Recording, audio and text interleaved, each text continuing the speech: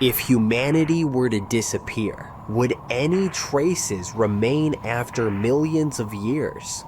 Or would time erase everything, leaving only faint hints behind?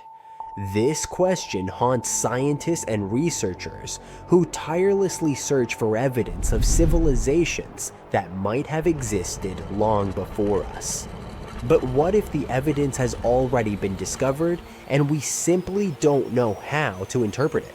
What if the remnants of these ancient societies are hidden in plain sight, waiting for us to piece together the puzzle? Today, we will dive into the mysteries of pre-human civilizations by creating a tier list based on strange discoveries, anomalous geological structures, and ancient myths.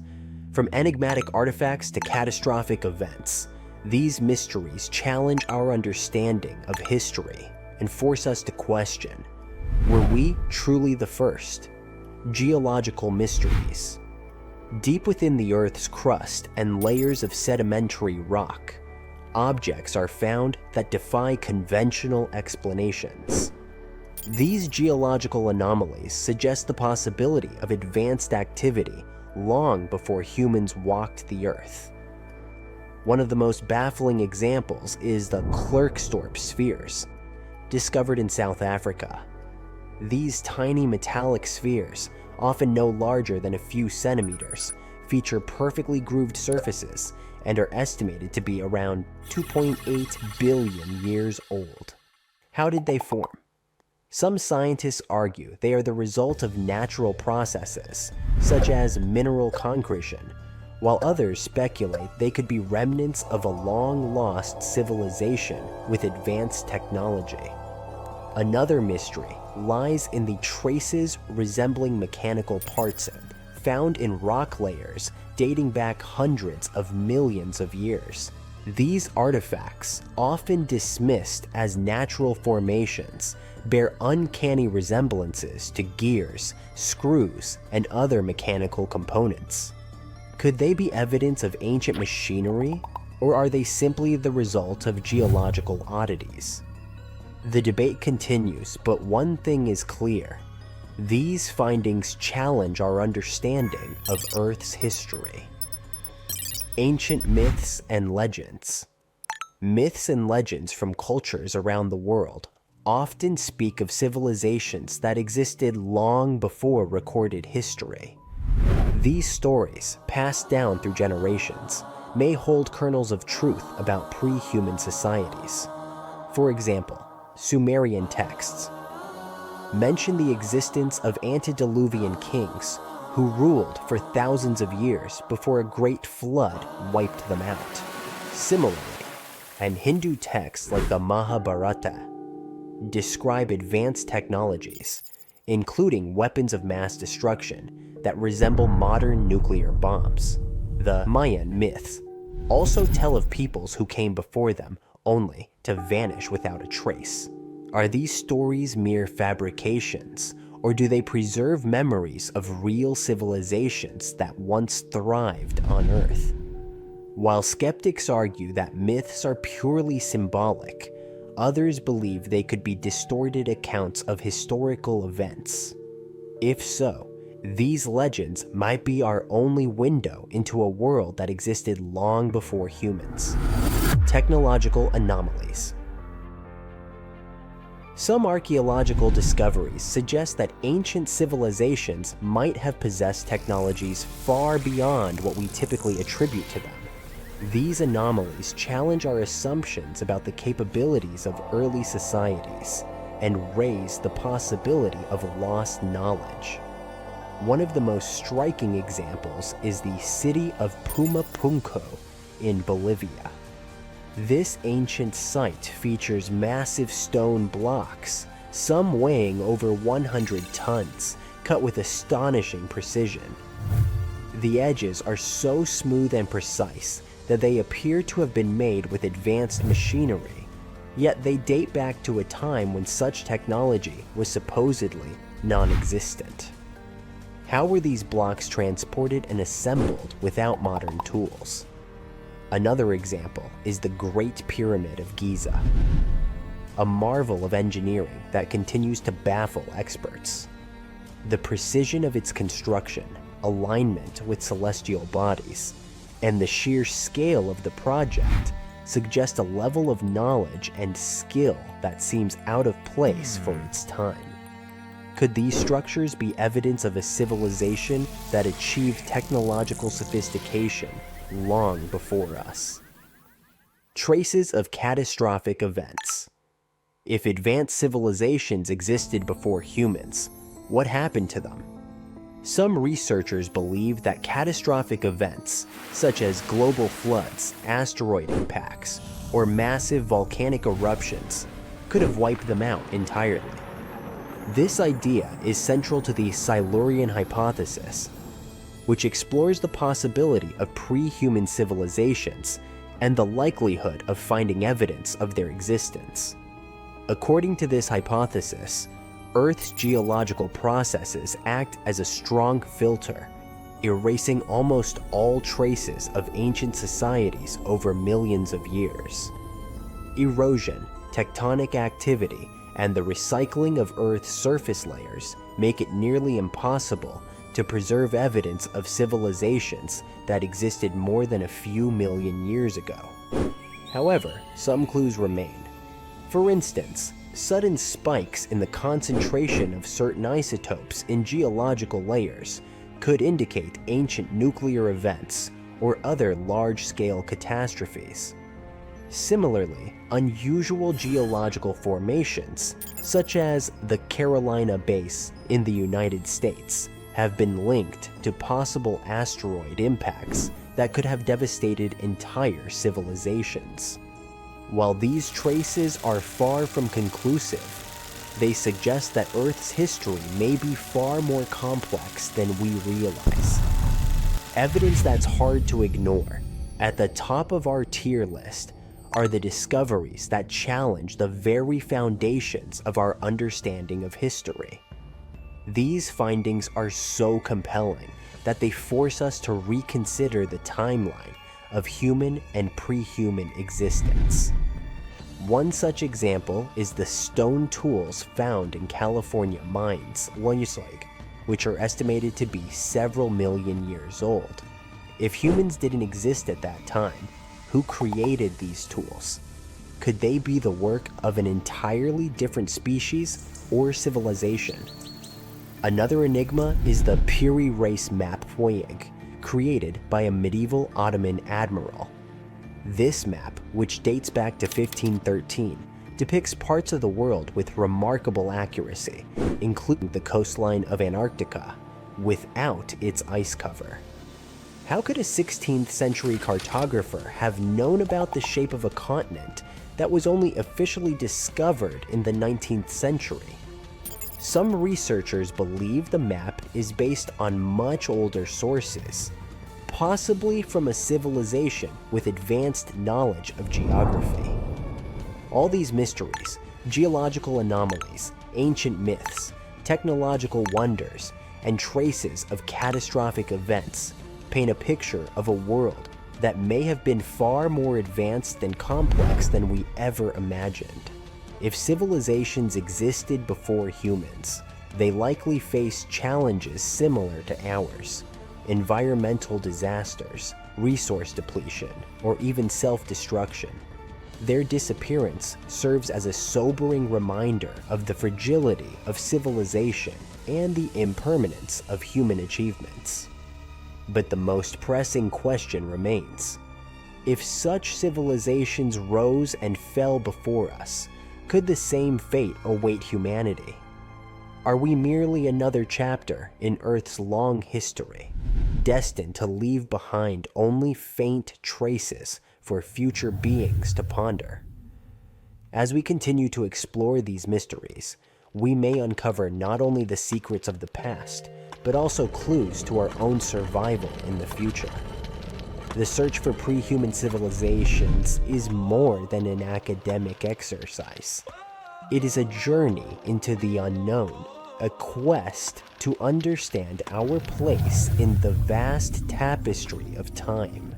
And who knows, the answers we seek might be closer than we think. Have you heard of Gobekli Tepe? It's an ancient site in Turkey that literally made historians rewrite history books. Over 11,000 years ago, a group of prehistoric humans crafted an enigmatic masterpiece that's even older than Stonehenge.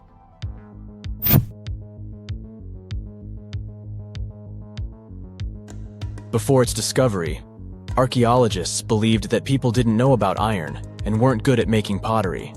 They were sure that settled life only emerged with the need for agriculture. But Gobekli Tepe changed this belief.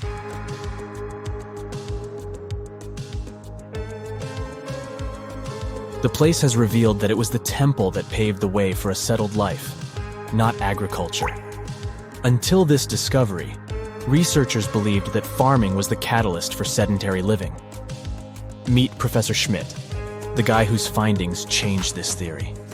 He managed to prove that hunter-gatherer communities laid the very foundations of this way of life.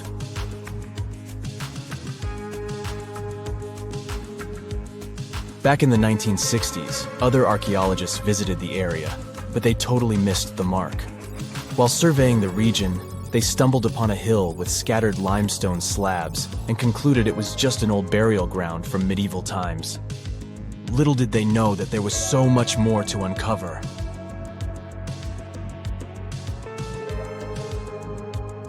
In 1994, Schmidt embarked on his own survey of prehistoric sites in the area. Surprise! He instantly realized he had discovered something truly extraordinary. Unlike the nearby flat and barren plateaus, Gobekli Tepe had a gently rounded top, rising 50 feet above the surrounding landscape. Funny enough, the translation of this place's name is Potbelly Hill.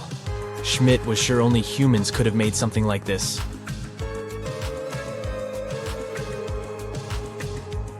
Those broken limestone pieces that were mistaken for gravestones turned out to be way more exciting.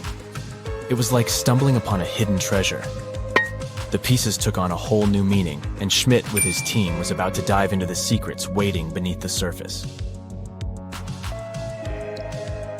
To their surprise, they found no traces of a settlement, no hearths for cooking, no houses, and none of those adorable clay figurines commonly found in nearby sites of similar age. However, they uncovered that those ancient people used tools like stone hammers. So, Schmidt and his team put their heads together and took a wild guess at the age of Gobekli Tepe's stone structures. Their estimation got backed up by some limited carbon dating done right at the site. The ancient vibes of this place were finally starting to make sense. It was like a puzzle slowly coming together.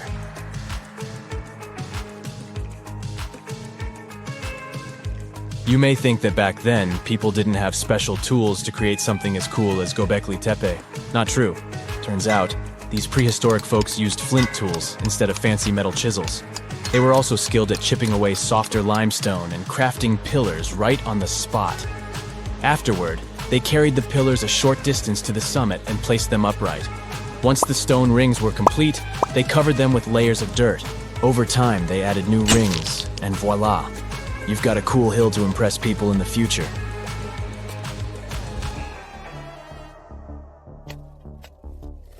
During their first year of excavation, the team went through 15,000 pieces of animal bones from wild creatures. These people didn't have pet animals or grow their own food. They hunted wild animals for their meals. But things were about to change, because the place had everything they needed to start farming. Scientists say they had wild sheep and wild grains that could be domesticated. And guess what? Just 20 miles away, geneticists found evidence of the world's oldest domesticated strains of wheat at a prehistoric village.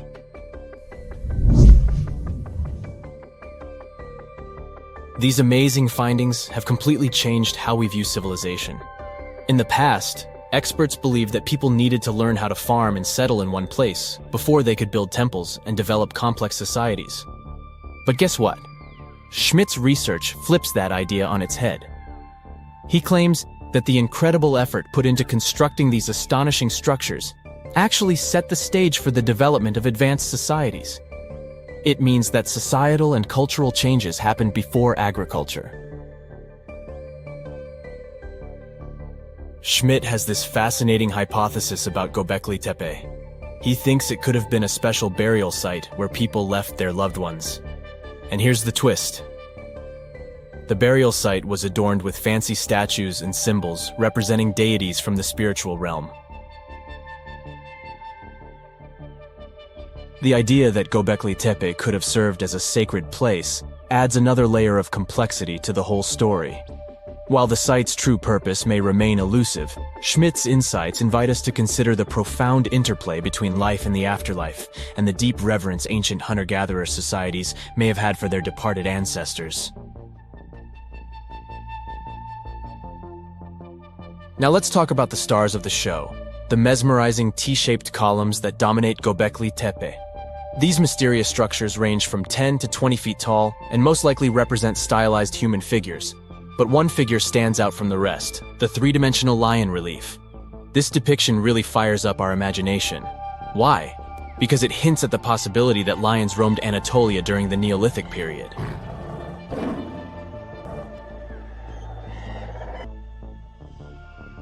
These standing stones are arranged in circles and placed in rectangular pits. Each circle has a similar setup. Two big T-shaped pillars in the center, surrounded by slightly smaller ones facing inward. Talk about a stylish arrangement. These towering pillars reach a whopping 16 feet and weigh between 7 and 10 tons. Some pillars are plain and simple, while others are like works of art with intricate carvings.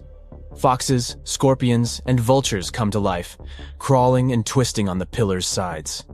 But it's not just animals depicted on these stones. Some pillars have abstract shapes representing humans, and even small carvings of clothing items. Some of them even have belts. Now, there's one pillar that stands out from the rest like a rock star.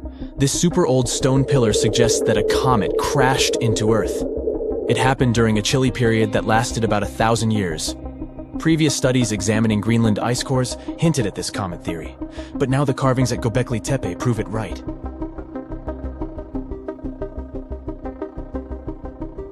The carvings on the pillars are like a historical comic strip. They even show a headless human figure. Researchers fed the images into a computer and discovered their connections to constellations, indicating that this temple might have been an ancient observatory. It's like our ancestors were trying to document this cataclysmic event in their own unique way. Archaeologists have been excavating and researching Gobekli Tepe since the mid-1990s, peeling back layers of history and providing us with a deeper understanding of the intricate relationship between various elements. They have no plans to stop the whole process for another 150 years. Who knows what else they'll find? You see, Gobekli Tepe has been labeled purely as a ritual site with no signs of domestic activities. We were led to believe that the absence of water meant it couldn't support semi-sedentary communities. But scientists believe it's time to shake things up and approach Gobekli Tepe with fresh eyes. It's time to question what we believed before and use new evidence and different ways of thinking. Like, there might have been a group of people living in the area who didn't stay in one place all the time. They moved around a bit but still had their own civilization, living in the area semi-sedentarily. Gobekli Tepe is not just home to a single temple, but an astounding collection of over 20 ancient structures. As archaeologists delve into the depths of this wonder, they are unraveling its unique layout, featuring two prominent focal points at the heart of each establishment, complemented by smaller structures and dividing walls. What's even crazier is that in this area, there are over 200 obelisks, which are narrow tapering monuments. In 1991, somewhere in the lush jungles of central Vietnam, a local logger found a mysterious hole among the foliage and bushes. He looked in there and felt a strong wind blowing into his face. Then he heard a strange sound from the cave depths and realized that it was the sound of a river. The logger didn't check the cave, but decided to go back there with a flashlight and a rope. When he returned, he couldn't find the cave anywhere. He spent a few years searching for it. Finally, in the 2000s, the logger managed to locate it again. In 2009, he brought scientists to this place. They found out the cave, called Sundong, is the largest in the world. There's so much space here that you'll hear a long echo if you shout. Sundong's main passage reaches 660 feet in height in some places, which is more than half as tall as the Empire State Building. The area of the cave is so huge that an entire New York City block with 40-story skyscrapers would fit in there. There's a deep underground labyrinth under the jungles of Vietnam, hiding 3 of the largest caves in the world, and Sundong is number 1 on this list. The vast space inside is filled with various plants, unique microclimates, and different landscapes. There's a real jungle growing underground. It became possible thanks to the collapsed ceiling in some places. It lets sunlight penetrate there from above. There are huge stalactites 250 feet high on the ceilings and walls, which is more than the length of a passenger Boeing. They've been here between hundreds of thousands and millions of years. Some limestone deposits are more than 450 million years old. It means they've existed since the time long before the dinosaurs. Besides the jungle, there are also many rivers in the cave. They were formed because of rainwater coming down from holes in the ceiling. These rivers are smooth and fast, like slides in a water park. But riding them isn't the best idea, since they can carry you into one of those long labyrinths that the cave is full of. And we still don't know where they're going. You may find yourself in another unknown part of the cave. This is what happened in 2018. 3 divers accidentally discovered new areas in Sundong. The cave turned out to be much bigger than everyone thought. They dove into one of the cave's lakes and reached a depth of 256 feet. At the bottom, they found a separate tunnel. Divers lowered a fishing line with a lead weight there and found out that this place reaches a depth of 394 feet, and the tunnel is more than half a mile long. We still don't know the exact size of the tunnel. Sundong also connects to another huge cave. There are lots of things you can see in Sundong besides underground labyrinths and rivers. You can find spacious rooms with lakes, and you can walk for hours along dark mountain corridors. This place is strikingly beautiful, but dangerous at the same time. And the coolest thing is that you can take a walk here. Since 2013, Sundong Cave has been open to tourists. It's not just an easy walk to take some selfies though. The expedition to the cave lasts for several days. For the first day and a half, you'll explore the 3rd largest cave in the world. And only after that, you'll reach Sundong. The path will take you through rivers, dense jungles, mountains, and rocks. You can meet many exotic birds, monkeys, and other animals. And according to many people, the way to the cave is even more impressive than the cave itself. When you reach your destination, you'll spend the next few days exploring Sundong. Together with other tourists, professional guides, and porters, you'll be sleeping in tents in different places in the cave every day. You'll see some stunning landscapes and, get ready for this, 400-million-year-old majestic fossils. There are also dark rooms with lakes that are good for swimming. Such adventurous expeditions become more popular every year. People who visited the cave call it the most amazing place they've ever seen. Another amazing cave is located in Indonesia, on the island of Flores. It's quite small, but holds amazing things inside. In 2003, a group of scientists discovered ancient artifacts here, including fossils of primitive tools, such as sharpened stones. Scientists realized that hundreds of thousands of years ago, this place was home to our distant ancestors. Then they found a very unusual female skeleton. That woman was only 3.5 feet tall. This is the height of the waistline of an average adult person. That woman had no problems with her spine or with the development of her bones, though. This and other skeletons found in the cave belong to some unknown human ancestors. Scientists called this species Homo floresiensis, or simply, hobbit. The woman's weight was about 35 to 79 pounds. Analysis of the skull and bones showed she was about 30 years old. Hobbits probably lived on Earth between 190,000 and 50,000 years ago. There's a chance they met the ancestors of modern humans. The next cave is in Turkey. Imagine that you live in an old house and decide to make some repairs. You throw all the old stuff out of the rooms. The last place to sort out is your basement. You've hardly ever visited it and have no idea what's hidden there. But it's pretty spacious, so you decide to turn it into a room. You tear down the wall and discover the entrance to the cave. This is a tunnel that leads underground. You walk through the cave and see a real underground city. This happened in Turkey in 1963.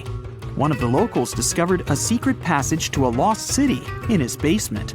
About 20,000 people could live there. There was enough space for livestock and food supplies. It's not just a maze of tunnels. There's a chapel, a school, stables, kitchens, walls, and other signs of civilization. The city was built in the Byzantine era, in the years 780 through 1180. It's not the only one down there and is connected to many underground tunnels and towns that stretch for several miles. Let's finish our journey in the strangest and most frightening cave. We're going to the southeast of Romania, near the Black Sea. Here, on a desolate wide plain, you can find a hole. This is a tunnel leading deep underground. The air inside the cave has high levels of hydrogen sulfide and carbon dioxide. Under normal conditions, the air we breathe contains around 20% oxygen, but it's only 10% here. You won't be able to breathe freely without an oxygen tank. The water and air here are poisoned. Almost no animals are able to live in such conditions, at least the ones we know about. And this cave is filled with 48 species of living organisms, 33 of which are new unknown species. Creeping things that live here can scare you, especially if you're afraid of bugs. Strange white snails and white spiders are crawling along the walls. An unknown species of leeches and transparent shrimp are swimming in the water. White millipedes with huge mustaches are creeping on the ground. Here you can also meet an unknown kind of scorpion with a transparent white body that doesn't look like any other kind of scorpion. Nothing here looks like ordinary animals at all. All creatures in the cave are white or transparent. They don't have eyes, but they have long paws and antennae whiskers that help to navigate in space. Plants can't live here without sunlight and clean air. This means that oxygen isn't produced in this place. So how do these creatures manage to survive? The answer is in the water. The surface of the lake and puddles here is covered with strangely moving foam. This substance is a living organism. It consists of a billion bacteria called autotrophs. Ordinary plants absorb carbon dioxide and use photosynthesis to produce oxygen. This cave is filled with carbon dioxide. Autotrophs absorb it and secrete tiny food particles. Bacteria feed on these particles. Larger organisms then feed on those bacteria, and so on. In the end, there's enough food for everyone. This process is called chemosynthesis. It's like photosynthesis, but uses water instead of sunlight in its chemical reactions. In this cave, evolution has created a completely unique biological system, separate from the rest of the world. You're an adventurer looking for a golden hourglass hidden in the jungle of an exotic country. Finally, you find the artifact. Someone starts shouting as soon as you grab it. "Stop! This is the police! Hands up!" You look around and see two officers.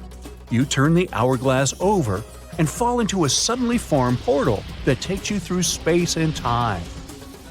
"Hey you, stranger, don't move! What are you doing in our temple?" You look around and see two guys with swords.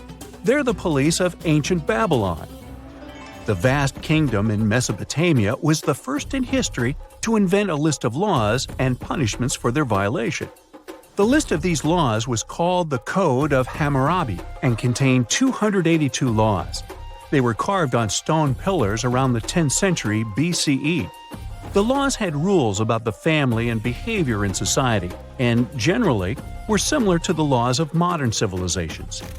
The authorities of Babylon created special police squads consisting of locals. Their goal was to monitor public order and ensure no one broke the law. Some records of the squad's work have survived to this day. They talk about how the ancient police stopped noisy feasts, monitored tax payments, and searched for thieves and looters. In general, their routine was similar to the routine of modern police. They guarded temples and made sure that nothing was taken from them. You're now in their temple, holding the golden hourglass. The sand pours down, and you teleport to another place. It's the 14th century. You're in Nigeria, on a hot plain under the scorching sun. You hear someone approaching you from behind. "Stop! Don't move! Your fate will be decided at the meeting." Two Okonko guards, members of the Igbo ethnic group, walk to you holding spears. Okanku consisted of rich and poor people, young and old. They were the judges of justice and ensured that no one violated the laws. Each village had its own Okanko squad. They severely punished those who cheated or harmed other people. Okanko also solved land disputes. Before passing a verdict or sentence, Okanko discussed it at public meetings. You haven't broken their law, but you're a stranger in their village, so they want to grab you. Fortunately, the hourglass transports you out of there. Now you're inside a temple in ancient Egypt. You hear barking dogs, screaming monkeys, and human voices. Who are you? You turn around and see the Magi, the police of the Middle Kingdom of ancient Egypt. These experienced guys with swords patrol the streets with dogs and even monkeys. They were residents of the neighboring kingdom of Nubia. Still, as the territory of Egypt expanded, they offered their services as the guardians of order. During the New Kingdom, the temple priests of Egypt performed police functions. They protected temples and caught looters and thieves. If someone stole something from a temple priests arrested the thief and conducted their own investigation. They won't investigate anything this time as you disappear and continue your journey. You're in a hot jungle now. You can see large stone buildings through bushes and trees and hear a flowing river and people's voices. You're next to a large agricultural area. It looks like a modern civilization in a tropical forest. But this is the 15th century, and you're in the Incan Empire on the South American coast. Police officers are called tokrikokes here, which means the one who sees everything. Two tokrikokes pass by you and don't tell you anything. The Incan Empire had a developed legal system, and no one could arrest you just like that. The one who accused another person of violating the law had to be above the rank of the accused. Therefore, tokrikokes were the most senior people in cities. They kept order and also conducted a population census. Their duties also included the distribution of land and the construction of roads and bridges. They held all court proceedings publicly and punished those who committed serious violations. But for petty hooliganism, people were just subjected to public censure. Here, you feel safe thanks to the harsh but fair laws.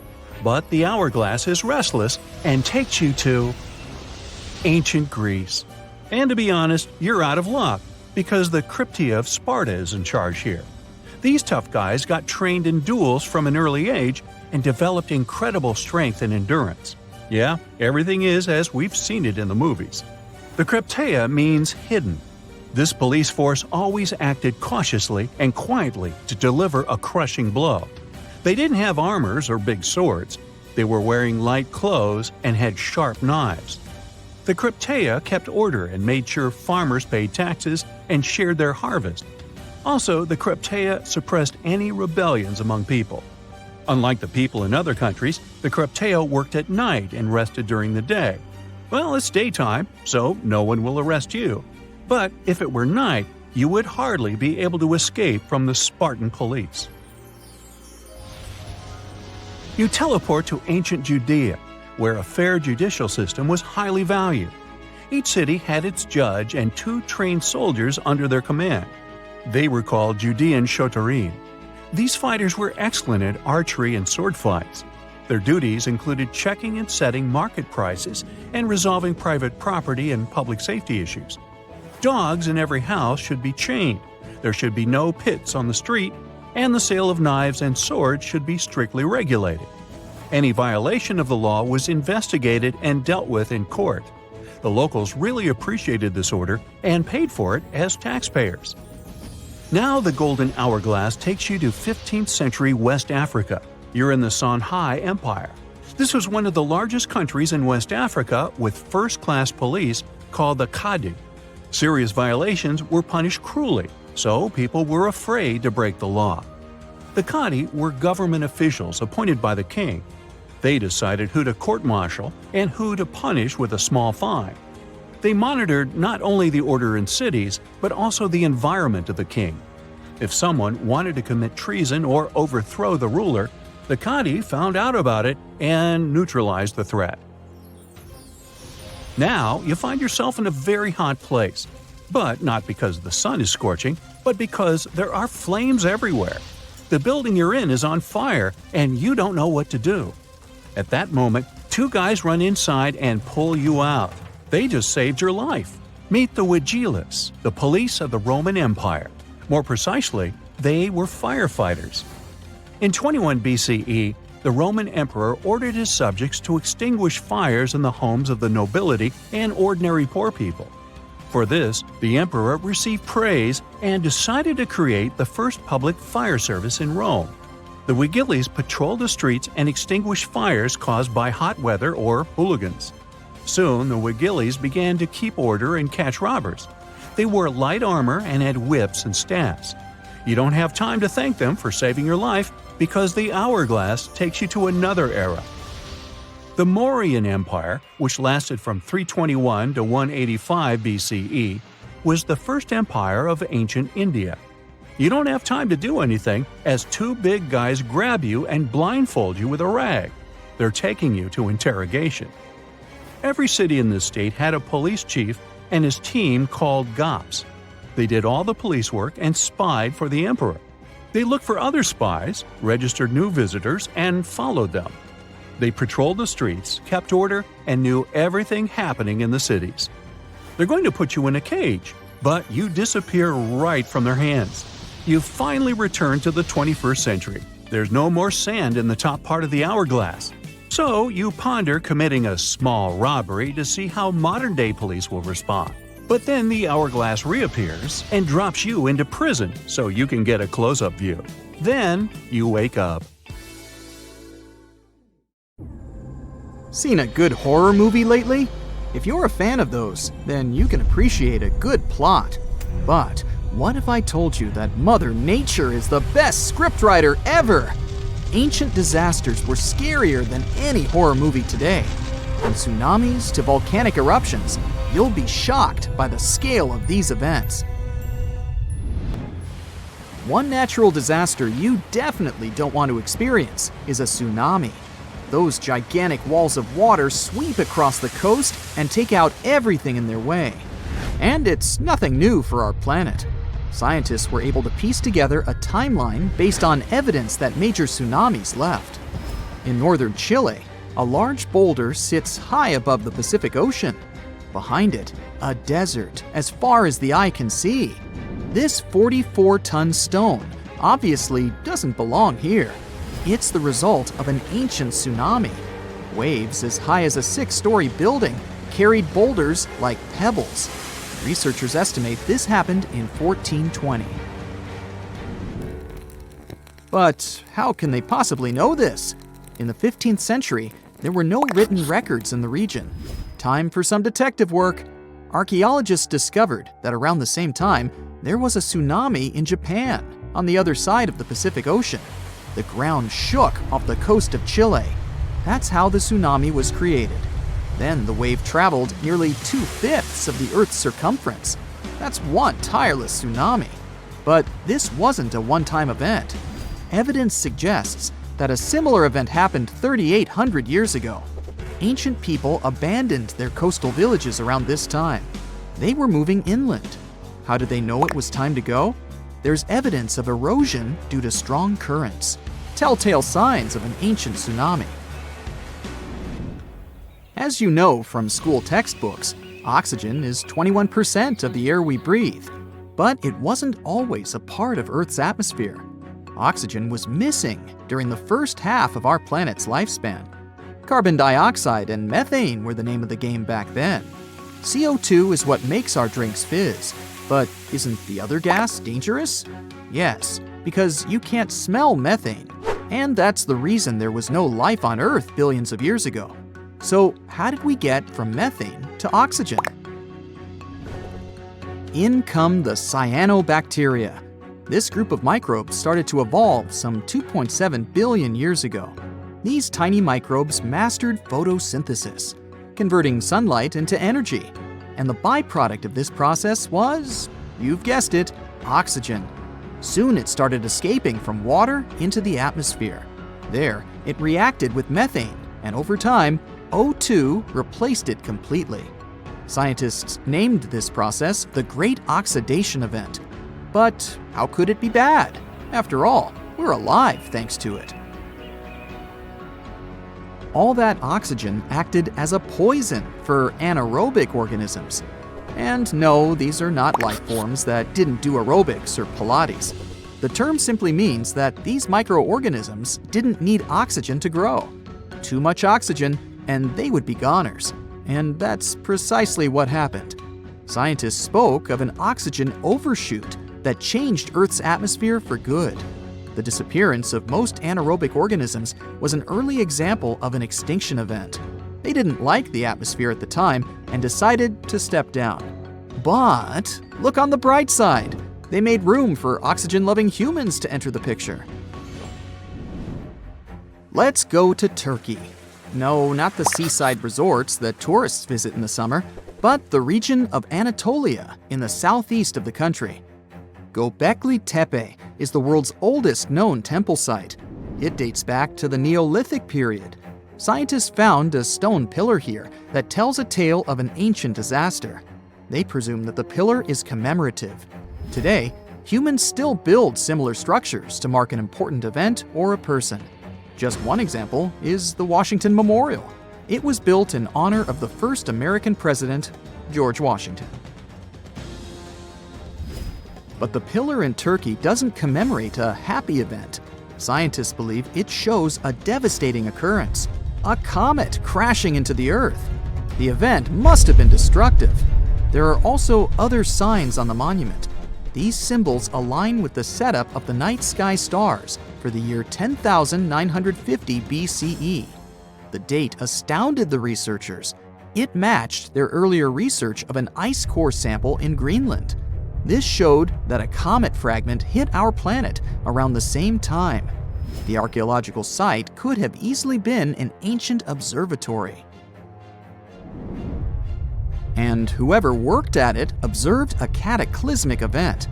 The impact must have been so powerful that it changed the Earth's rotational axis.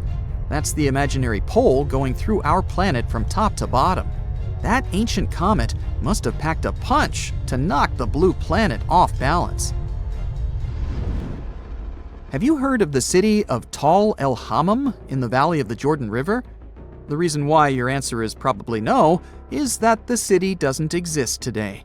It completely disappeared around the year 1650 BCE. It was one of the three major cities in this part of the Middle East.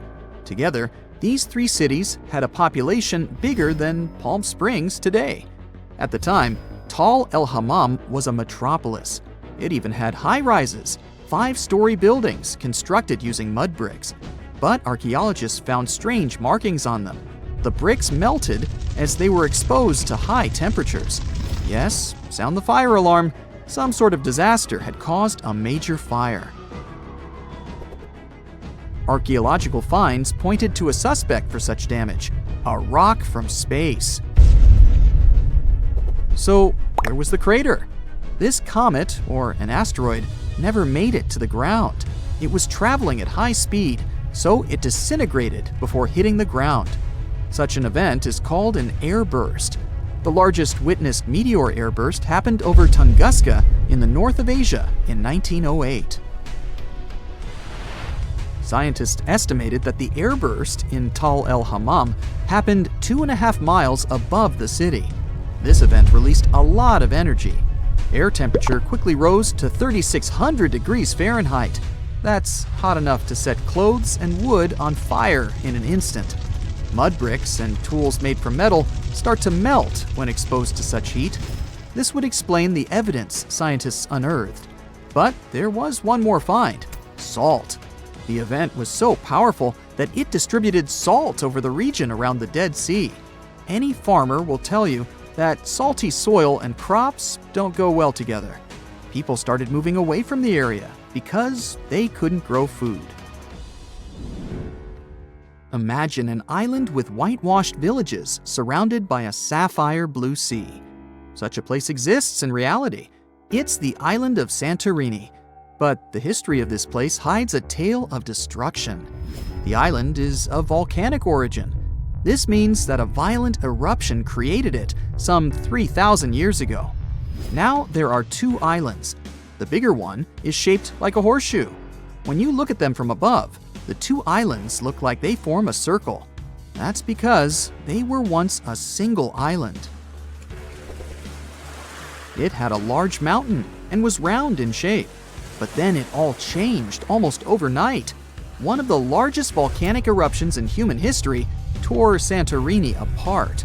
The earth trembled, tsunamis formed, and clouds of ash filled the sky. A daunting image. People felt the eruption hundreds of miles away. When it was all over, seawater rushed into the caldera of the former volcano. That's why the water in the lagoon has such a beautiful color.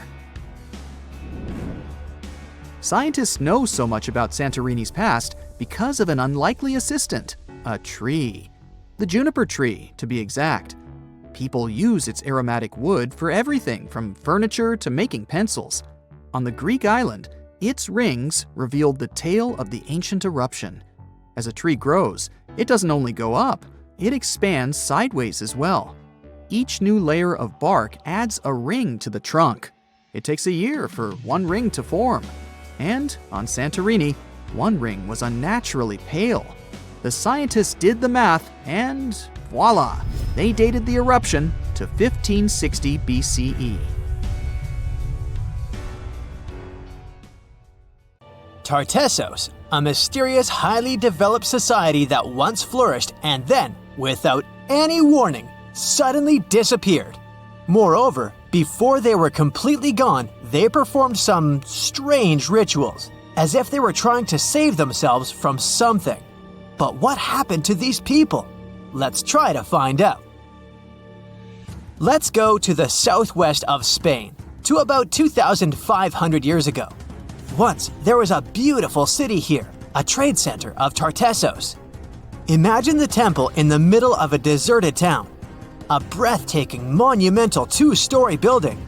There's a thick smell of frying meat in the air, and the smoke from its frying rises high into the sky, covering the patterns of the sanctuary. The sun has already set, and it's time to prepare for the ritual. We enter the ancient monumental hall. Inside, hundreds of people gather around a long wooden table lined with delicate ceramics and bronze bowls. They feast and drink. These people have much more fun than the animals outside the building. These animals are being prepared for the ritual. Horses, cows, pigs, donkeys, even dogs. All of them were brought here to appease the deities. And what happens after the ritual itself is even crazier. At the end of the ceremony, people take torches and set fire to the whole building. Everything turns to ashes and coals, and when the last embers fade away, they take shovels and begin to bury this place. It will take them at least several days to bury the former sanctuary under piles of earth. They work tirelessly. In some places, the thickness of the layers of mud and clay will reach almost 14 feet. And then, these people, the last known Tartessians, just leave this place and disappear from our world forever. But what just happened? Why did they even do all this? Let's start from the beginning. Tartessos was first mentioned in Greek and Roman texts thousands of years ago, but for a long time, we had no idea what it even was. All the descriptions were contradictory and confusing. Some archaeologists thought that Tartessos was a kind of seaport. Others thought that it was a river or a water reservoir. They even said this place could be connected with the mystical Atlantis. But there was nothing to back it up with, so the scientific community quickly rejected this idea. But today, we know the truth. Tartessos was an ancient civilization. It's been located on the Iberian Peninsula, one of the southernmost islands of Europe. It flourished in the 9th to 5th centuries BC, and then, around 2,500 years ago, suddenly disappeared. They were quite rich. The island had rich reserves of metal, so their economy was thriving. Silver, copper, lead, and other good things were mined in the local Sierra Morena mountains.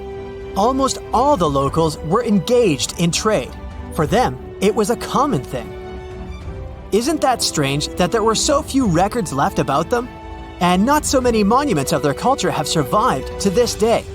In total, Throughout Spain, scientists were able to collect around 20 archaeological finds related to Tartessos. 3 of them were excavated in the Guadiana Valley: Cano Roano, Casas del Turnuelo, and La Mata. Let's start with the first one. Cano Roano was discovered in 1978. This find was one of the most significant pieces of the puzzle. This is one of the most beautifully preserved structures of the Tartessian civilization. Not only the walls have survived to this day, but so did the altar, the moat, and even several artifacts.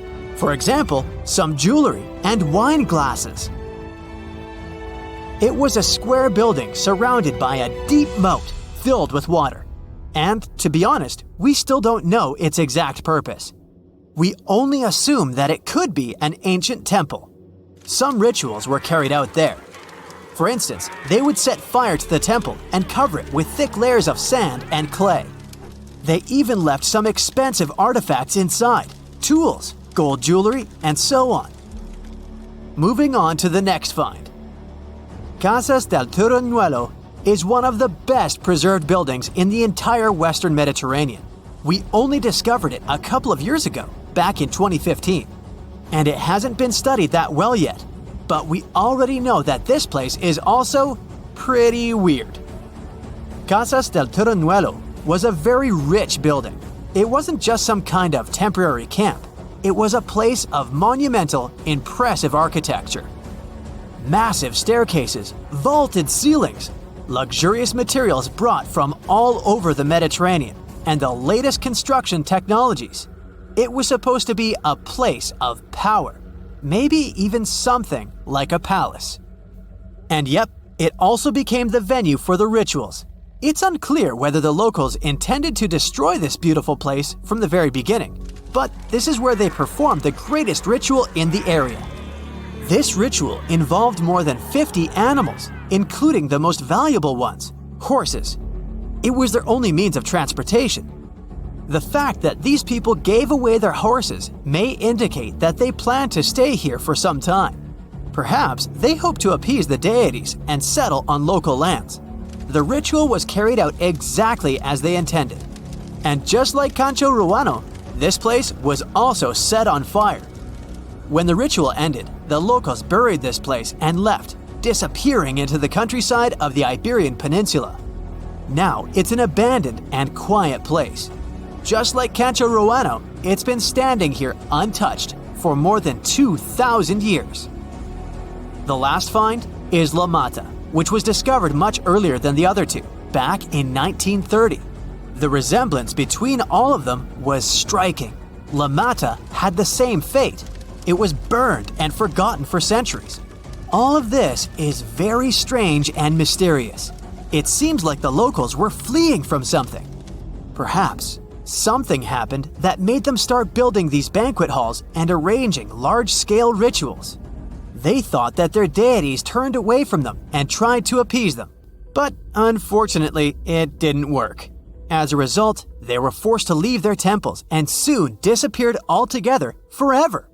And by the way, why did they disappear at all?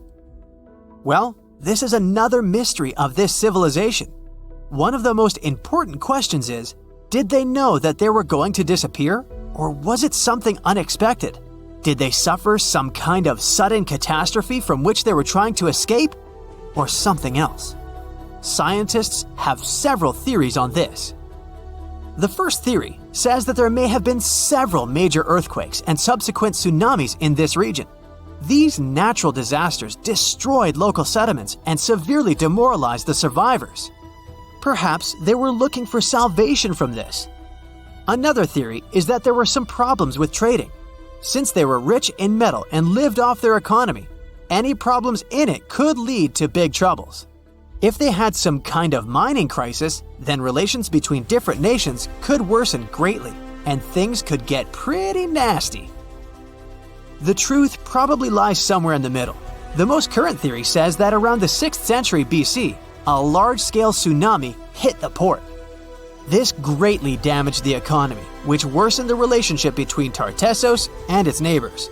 In any case, this seems to be speculation. This place is like a dream come true for archaeologists.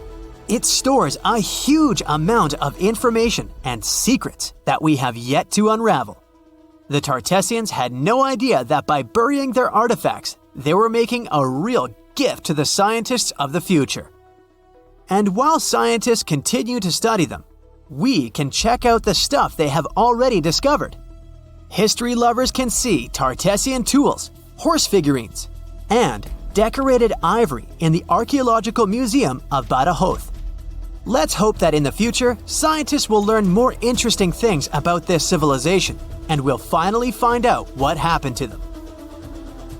Imagine you could spend an entire week scanning ancient ruins and taking photographs of the world's most surreal archaeological sites.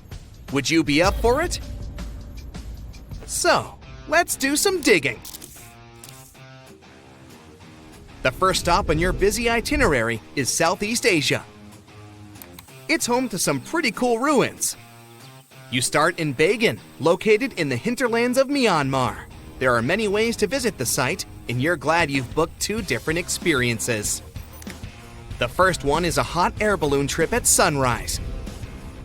Right before dawn, you board the balloon, and as soon as the sun starts to appear on the horizon, you begin your flight over the marvelous area. As the sun rises, it glistens on more than 2,000 conic-shaped golden structures. The hot air balloon ride is quick, but it gives you unparalleled views of all the 40 miles over which the site sprawls. Back on land, you rent a bicycle and roam the village of ruins. Some of them are open and allow you to peep inside. These magnificent ruins were built between the 11th and 13th century CE and were mainly places of worship. There were originally over 10,000 buildings, but they were gradually deteriorating over time due to earthquakes. Thankfully, the site became a UNESCO World Heritage Site back in 2015 and has since been preserved. Up next, you catch a flight to Cambodia. You take some time to visit Angkor. The world-famous archaeological site nestled deep within the jungle. Good thing you've brought bug spray with you. The city of Angkor was once the capital of the Khmer Empire from the 9th to 15th century. FYI, the word Angkor means capital city in the Khmer language. The city was founded by King Yasovarman I, and it became one of the largest cities in the pre-industrial world. Researchers say nearly 1 million people live there. Until today, Angkor is admired for its stunning architecture. The Khmer style is recognized in the use of huge blocks of sandstone. The towers are believed to have been once decorated with gold. But today, the site is a maze of vine-covered temples. The city was abandoned in 1431 and wasn't rediscovered until the 1840s. Oh, and just so you know, this is also a UNESCO Heritage Site. It became one in 1992, in case you want to brag to your friends about your culturally rich adventures in the future. Now, your trip continues in Egypt. You're here to visit the Karnak Temple in the city of Luxor. You opt for the most unusual way to get to Luxor. That is, a boat ride down the Nile River. Leaving Cairo, you head south until you reach the famous ancient city. Luxor was once the capital of Egypt and a true hub of power and wealth. That is why the Karnak complex is such a great archaeological site. You choose to visit it at night, and still at the entrance, you are struck by the site's beauty. In the evening, artificial lights cast a golden glow on the temple statues and stone columns. The temple is huge and was built mainly around the 18th and 19th centuries BCE. Each Egyptian pharaoh from that period left their own architectural mark on the site. The highlight of this tour is taking a walk through the Avenue of Sphinxes and discovering the Great Hypostyle Hall. This hall is filled with towering pylons and solid sandstone columns, a true wonder. From Egypt, you head down to Jordan. Now, if you like terracotta landscapes, you've come to the right place. The city of Petra is a marvel of the ancient world. Located in Jordan's desert, the city was a commercial hub back in the 4th century BCE. The Nabateans, an Arab Bedouin tribe, lived in the so-called Rose City and thrived for many years. having accumulated a significant amount of wealth. The city was known for its innovative water management system, which made the region inhabitable. And yes, you'll catch a glimpse of its ruins on your tour. The rock-carved, gate-like structure Petra is famous for what is called the Pharaoh's Treasury. It stands at the main entrance to the site and is said to have a treasure hidden beneath it. Don't forget to stand right beneath it and take one of those classic pictures for social media. Once Petra has been ticked off the list, you fly to southern Europe. More specifically, to the tip of the Italian boot. You have a day trip scheduled to visit the ruins of Pompeii. Pompeii can be reached by car from the city of Naples. It's home to the eerie yet well-preserved ruins of a city that was once engulfed by lava. When Mount Vesuvius erupted in 79 CE, it left the city of Pompeii completely buried under millions of tons of volcanic ash. The ancient city was first discovered by beneath the volcanic rock in the 16th century, but it was first cleared from debris in the 1870s. Today, you'll be able to walk down the streets of these ancient Roman ruins and imagine what the town looked like in its heyday. Pompeii was a vibrant and rich municipality. The site's ruins revealed that many areas of Pompeii had boasted impressive bakeries, markets, and even houses with balconies, which were a sign of great wealth at the time. And believe it or not, even some artworks survived the eruption. Archaeologists found well-preserved frescoes and murals with mythological creatures. All this indicates that members of the high society lived there. The city even had thermal baths and showers made from luxurious materials. While you're still in Europe, you'll hop over to visit the iconic Stonehenge. It's a perfect day trip if you stay in the city of London, just a short train journey away. Stonehenge dots the Salisbury Plain in Wiltshire, England, and is one of the world's most recognized ancient ruins. More than 5,000 years old, these curious stone rings are some of the oldest stone structures on the planet. Created out of sandstone, they are shrouded in misery. Who built them and why is still largely unknown. Popular theories claim that Stonehenge was used as a great solar calendar, built to help people keep track of days, weeks, and months. Talk about hard work to create a mere calendar, huh? In the final leg of your trip will take you to explore the Southern Americas. In Guatemala, in Central America, you'll find ancient Mayan ruins. The lost city of Tikal is a city made of 3,000 buildings, the remains of the capital of the Mayan Empire. You can compare its importance to such cities as London or New York today. The North Acropolis is Tikal's most ancient complex of monuments. Built solely by human hands in 350 BCE, it served as the resting place of kings and chiefs. Back in the day, the step pyramid temples were painted a beautiful red. Mayans loved that color. Today, of course, you'll only see the limestone. You might wonder what made such a great city turn into ruins. Well, archaeologists have no clue about the cause of Tikal's decline. Until today, this question remains unanswered. Was it a drought? Disease? Maybe we'll never know. Are you in the mood for some Mayan ruins? Chichen Itza is an archaeological site with the best preserved pyramids on Earth. Located in Mexico's Yucatan state, this Mayan city is well over 1,500 years old. At its peak, it was home to 35,000 people. The site covers 1.9 square miles and has many ruins spread throughout it. The highlight is El Castilla, a tremendous step temple, rising 80 feet above the ground. Its most peculiar feature is that it has 91 steps on each of its 4 sides, including the upper platform, which makes for 365 steps, the same as the number of days in the solar year. Phew, what an intense trip. Time to head home now and soak it all in. See you next time. You know, scientists make discoveries that change the world, but even they can face mysteries. Here are 10 things that have baffled scientists. Imagine that you constantly hear a low-frequency hum, and no one can trace its source. Roughly 4% of the world's population hears the hum. It's a geography-free sound. I mean, people all around the world hear it, so the name varies from Taos hum to Auckland hum, depending on the region where it gets generated. The sound is just on the threshold of human hearing. People hear it less when they're outside, and it gets louder indoors, especially at night. What's even scarier is that you cannot unhear it once you've heard it. Some folks say it started in London around the time of Charles Dickens, who wrote A Christmas Carol, and the low-frequency sound actually comes from the humbug. Or not. Actually, the earliest cases were recorded in Bristol, UK, dating back to the mid-1970s.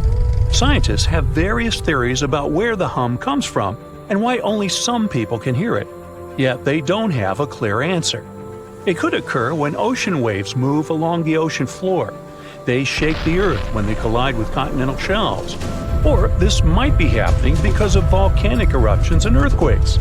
Oh, and how about ultra-low frequency radio signals used to communicate with submarines or even 5G? Upsweep is another type of unidentified sound. It was discovered in 1991 in the Pacific Ocean. The sound is high enough to be recorded throughout the ocean. Scientists theorize that the sound could be related to underwater volcanic activity. Interestingly, the volume of the sound has been diminishing compared to its volume when it was first discovered, yet it still can be detected. Plus, it's seasonal. It reaches its highest volume in spring and fall. Is it related to seasonal changes? No one really knows for sure. The next mysterious thing is a cone-shaped monument found in the Sea of Galilee in Israel. This monument was discovered accidentally by sonar scanning in 2003, but the findings were published only in 2013. The monument weighs 60,000 tons. It was once submerged by rising waters. Archaeologists say the monument is enigmatic because they can't figure out where it's from. They don't know what it's connected to or its function. So this big and unusual thing remains a mystery. Now let's move to Gobekli Tepe, Turkey. This place offers you one of the most archaeologically significant sites in the world. Why is it important? Well, it has massive carved stones about 11,000 years old. To put it in perspective, they're 6,000 years older than Stonehenge. Ancient people placed these stones before they began farming or crafting metal tools or pottery. So the existence of this place goes against the chronology of civilization we're familiar with, where people farmed first and built second. Apparently, it wasn't like that. In any case, a good question is, what was the purpose of this site? Was it built to worship some spirits? Yep, archaeologists believe it might be the world's oldest temple. Okay, say this with me. Paleodictyon nodosum. Yeah, I know it sounds like a chemical formula. This is a living fossil found deep down on the ocean floor. A creature makes these hexagonal burrows, that for sure. Yet scientists can't identify the artist.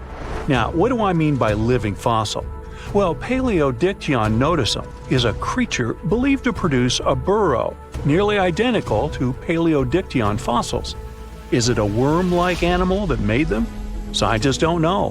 One thing is clear, this isn't some random stuff created by geological forces. Now, speaking of fossils, take a look at this giant one. Its informal name is Godzilius. It was discovered in 2011 by an amateur paleontologist. This is a scientist who studies the history of life on Earth by analyzing fossil records. Anyway, back to Godzilius. It's almost 7 feet in length and 9 feet tall if you were to measure it upright. This fossil is 450 million years old, coming from the time when Cincinnati was underwater. It might be a fossilized algae mat, but some scientists have different opinions. This is a massive tunnel found in South America. The tunnel is at least 8,000 to 10,000 years old. At first, researchers discovered a couple of colossal burrows. They were enormous and neatly constructed. Geologists were amazed, saying they had never seen such structures before. There's no known geologic process to explain their formation. I mean, researchers have known about the burrows since the 1930s, but back then they believed that these tunnels were just some sort of archaeological construction, until they discovered huge claw marks on the walls and ceiling. They reasoned that some extinct species could be the ones to have left these marks. Many geologists strongly believe they've found the burrows of giant ground sloths and armadillos. The structure is the largest known burrow from the Paleolithic age in the Amazon. Yet experts have many questions. How come such a deliberate-looking structure could form naturally? A researcher then discovered another strange cave. This one was hundreds of miles away from the massive tunnel. Fast forward, there are now more than 1,500 burrows from the Paleolithic age found in Brazil. What's even more interesting is that some of these caves are connected to tunnels that sometimes lead to chambers. I'll continue with a natural phenomenon. What if I told you that every year, especially in October, fireballs appear on the Mekong River in Thailand? According to legends, Naga fireballs are a call for Buddha to return to Earth, and river serpents are the ones making these calls. Well, that's a myth, but what does science say about it? Is it related to a flammable gas? There are no clear answers yet. These fireballs appear to rise from the water. They can go as high as almost 990 feet. They're like fireworks, disappearing rapidly. They typically glow with a reddish or orange color. I'll mention some legends too, because why not? They're thrilling. And it would be a shame not to include the one about the lost city of Atlantis. As you may know, the legend says that Atlantis submerged into the ocean around 11,000 years ago. Since then, not just scientists, but also treasure hunters and philosophers have been searching for the lost world. Could Bimini Road be a trace? In 1968, a diver found strange stones off the coast of North Bimini Island in the Bahamas. The stones look human-made. It's like they were evenly spaced out and laid in an orderly row. It baffled scientists, but not for long. Carbon dating analysis of the blocks revealed that geological forces created the road naturally. There weren't any tool marks or signs indicating that the blocks had been stacked or something. The research is continuing, but yeah, scientists generally believe that the rocks were created by erosion. Well, I guess the time of Atlantis hasn't come yet. Okay, picture this. You're wandering on the beach, and you see dozens of octopuses walking past. In 2017, a group of people from Wales witnessed exactly this. Why did these creatures come out of the ocean? No one knows the answer. The group reported that they had seen 20 to 30 octopi crawling on the sand. The people looked for some signs of injury, but found nothing. They said that they had carried the animals back to the ocean. Interestingly, these creatures kept crawling onto the shore when people were asleep. Experts say that it's hard to be sure of the reason that pushed the animals to the beach without conducting a physical examination. They're still speculating about the reason behind this unusual and rare occurrence. Could it be overcrowding? Furthermore, the octopi were well armed. A separate study points out that the more fishers hunt large animals that feed on octopuses, the more the octopus population grows. Maybe that's why these creatures have to go farther to find food or shelter. But without proper research, these are only theories. There's a lot we don't know about space, too. So here's a bonus fact about the yellowish source of life in the solar system. Scientists have discovered a new type of wave inside the sun. These waves move in the opposite direction to the sun's rotation. Plus, they move super fast. So fast that it's beyond our understanding. Researchers have different theories about the function of the waves. If they figure out their role, this could give them additional insight into the processes happening inside the sun. And yes, the octopi were well armed. Chances are, we're going to find life beyond Earth by 2035, and there's no need to travel to a galaxy far, far away. Our Milky Way galaxy is full of totally suitable environments. Don't get too hyped up though. We're talking about microbes or chemical markers, not Hollywood-like green humanoids. Even so, when we finally find traces of life, it will change how we see our place in the universe. NASA's Kepler Space Telescope discovered something incredible. Almost every star has planets, and many of these planets might be habitable. Rocky planets like Earth and Mars are even more common in our galaxy than gas giants like Saturn and Jupiter. Also, we already know that our galaxy is very rich in water. There's water in interstellar clouds where stars and planets form, in the debris disks around other stars, in comets, just everywhere. What's really hard though is finding life itself. Ideally, to finally find it, we need to land on every single planet out there and literally check under each rock. But thanks to the newest research, we can at least narrow down the search to potentially habitable worlds. The James Webb Space Telescope, a super powerful telescope that was launched into space in 2021, is onto this. It checks the atmospheres of nearby super-Earths, rocky planets that are a bit bigger than Earth. It searches for life-related gases, chemicals that can only be produced by living things. And they already found some clues. For example, they detected signs of such a chemical on a planet called K2-18b. This planet is 120 light-years away, which is pretty close on a space scale. This planet is in the Goldilocks zone, which means a zone around the star where the temperatures are just right for liquid water to exist. It orbits a red dwarf star, the smallest type of star there is. Such stars are a bit fainter than our Sun. It will take about a year to check if these hints of life are real. If so, it would mean that life is much more common than we previously thought. But even if it's not, there are 10 more Goldilocks planets on their list to study. The James Webb Space Telescope is a very cool tool, but it has limits. It can't detect small Earth-like planets due to their size. To fix this, NASA plans to launch another tool, the Wide Field Infrared Survey Telescope. This one will be even better at spotting such planets and life-related chemicals. And also, we have the SETI project. SETI stands for Search for Extraterrestrial Intelligence. This project has been on a hunt for extraterrestrial creatures since the 1980s. They also believe that we'll find signs of life within the next 10 years. Not so long ago, they started a super big and cool project. It's called COSMIC, and it uses an array of radio telescopes in New Mexico. You might have seen those in the movie Contact. COSMIC allows scientists to listen to hundreds of thousands and potentially millions of star systems at the same time. If there are any interesting signals, scientists can check them right away, instead of waiting for weeks or even months. The signals themselves are often very sudden and short, but COSMIC can detect even the shortest ones that last nanoseconds. COSMIC can also help with other research, like studying mysterious and unexplained fast radio bursts, or even dark matter.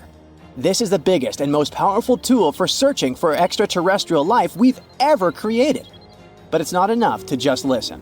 Why don't we reach out ourselves? NASA has sent some signals into deep space. In 2002, their Deep Space Network sent a signal to the Pioneer 10 satellite. But there was an obstacle in the path. A white dwarf star, 27 light-years away from Earth.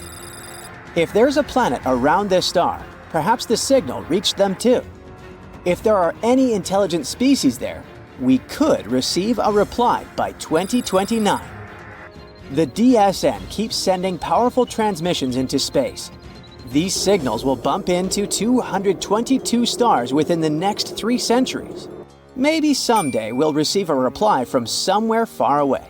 But why haven't we received a response yet? There are about 200 billion galaxies in the universe, each with around 100 billion stars. If just 1% of those stars had one planet, that's still 200 quintillion possible planets. And we can narrow it down even further. If the chance of them having life is 1 in a trillion, that would still leave us a few 100,000 planets. So, where is everyone? This is a famous question known as the Fermi Paradox. The first possibility isn't that terrifying. It's possible that the universe is full of life, but this life isn't intelligent in our traditional sense. Some planets might have microbes, birds, or space dinosaurs. This is called the Great Filter Theory. It suggests that there are certain filters that life has to overcome in order to become intelligent, and maybe other species just haven't overcome them yet. Think about it. Life on Earth started in the ocean, then crawled onto land, diversified into many forms, went extinct in massive events 5 times, evolved again, and eventually led to humans. We built societies, developed healthcare, and only then started searching for another life. There's another idea called the Gaian bottleneck hypothesis, which suggests basically the same thing. While it might not be too hard for basic life to start, it's incredibly tough for that life to survive and thrive over long periods. Venus might have had oceans and Earth-like conditions too, but something went wrong. Its oceans boiled away because of a runaway greenhouse effect. Now it's sterile. Mars also had liquid water on its surface once, and both the Moon and Mercury had thick atmospheres for a short time. Meanwhile, Earth has had liquid water on its surface for almost its entire existence. It's super rare and remarkable for a planet to hold temperatures from 32 to 212 degrees Fahrenheit for millions of years. So, maybe it's a mistake to look for intelligent life, especially the one that uses the same technology as we do. It evolved under completely different conditions after all. That's also where the so-called Drake equation comes in. It's a formula that gives us a chance to calculate the potential of life becoming intelligent on a planet. To calculate the result, we need to know several variables: how many stars there are, how many of them have planets, the chance of these planets having life, and so on. Unfortunately, we don't know these numbers yet, and the result might be insignificant. But let's assume that there is at least one other intelligent species. Why haven't we met yet? There might be many reasons. Maybe they don't think we're interesting enough, or maybe the problem is with us. Perhaps we keep missing their signals, or maybe we missed the entire species itself. The universe is insanely huge and ancient. It's over 14 billion years old. If we compress Earth's entire evolutionary history into a 24-hour day, life starts at 4 a.m. Dinosaurs go extinct at 11:40 p.m. Human-like creatures appear 2 minutes before midnight.